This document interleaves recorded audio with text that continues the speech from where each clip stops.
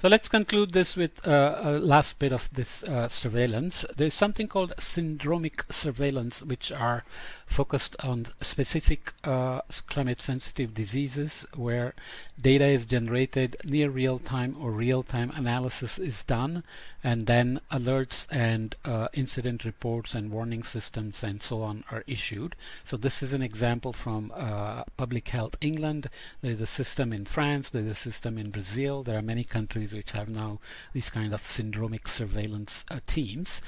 So here is the National Health Services 111 phone calls to telephone helpline, general practitioner in hours, general practitioner outpatient office hours, so consultations outside office hours, sorry, emergency department visits and so on, that are fed into a database where Public Health England real-time syndromic surveillance team analyzes the database. Bespoke statistical analysis and public health risk assessments are done to issue alerts, early warnings, situational awareness, reassurance, and ad hoc incident reports. So this is again slightly different than general public health services, general early warning systems, but this is more specific to syndromic surveillance, and such systems especially evolved in Europe after the 2003 heat wave that decimated elderly population in many countries across Europe, especially Germany and France, and killed tens of thousands of people, right? So going into the future, this is seen as various suggestions for strong primary health care. So we are now moving between health surveillance and primary health care and decisions of early warning systems and so on, but they are obviously all related, and all of them are designed to drive actions and decisions. So here information systems are systems for collecting, processing, storing, and transferring timely, reliable, and complete data for planning, managing, and delivering coordinated, continuous, and comprehensive primary health care here. Okay, so a little bit different.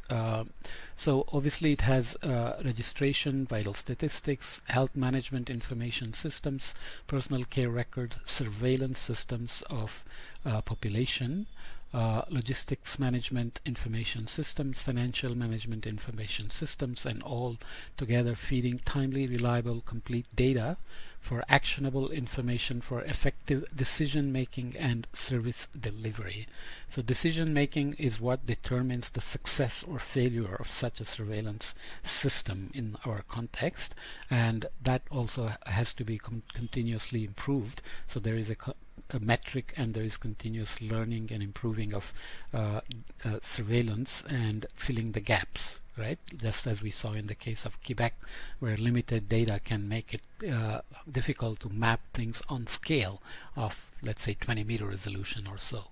Characteristics of strong information systems that support the delivery of high-quality public health care, primary health care include it has to be resilient, so capacitated to withstand crisis using systems for data backup, coordination with other sectors, and regular performance assessments. Has to be functional, has to be well defined, so standard operating procedure for data collection and analysis, comprehensive and coordinated, and adjustable and scalable. So it has to be adaptable to the situation, for example, interoperable and interconnected with clear standards, decision-making structures, and sustainable plans. Okay, here is something from the Health Answers, giving us a schematic of National Notifiable Diseases Surveillance System data flow. Another schematic, but it gives you a sense of case reporting and case notification. So you are linking hospitals, healthcare providers, and laboratories with identified data feeding into and receiving feedback from local, regional, and state public health authorities, which are managing databases that integrate and integration with integration engines and other tools, and secure transport.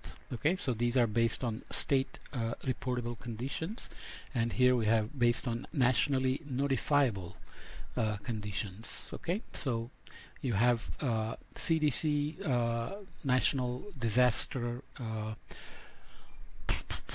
Department of Health and Human Services, and various other programs that I didn't list here. So there is always concern about privacy of data, so de-identified data which is transported securely, and data provisioning is done for program analysis, public health events of international concern which are fed to World Health Organization. For example, when COVID emerged, was there a delay in China notifying the World Health Organization about the infectiousness and the danger of COVID as a disease? Was it underplayed as just a regular flu? Other propositions being made for improving health security and health care provisions and disease preparedness and so on is to use blockchain applications in surveillance systems in managing health threats. Okay, so blockchain technology in general is more geared towards prevention of cybersecurity issues by having data distributed, transactions being done in a kind of a distributed system where nobody owns any particular thing, so it cannot be hacked into and broken and so on. Of course, you keep hearing about it in the case of cryptocurrencies, so there is the accounting and transactions that are constantly tracked between these distributed databases, which are residing basically on personal computers and so on. So here we are looking at health security event or aspect, areas of action, and critical health security impact.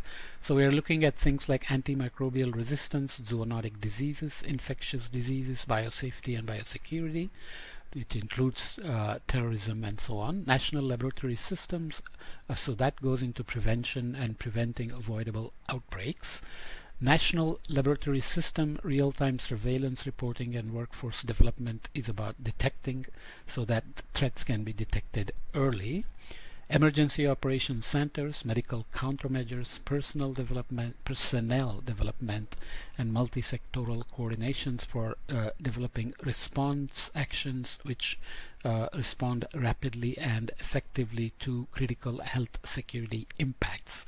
That also goes into creating risk maps. So understanding global health risk maps.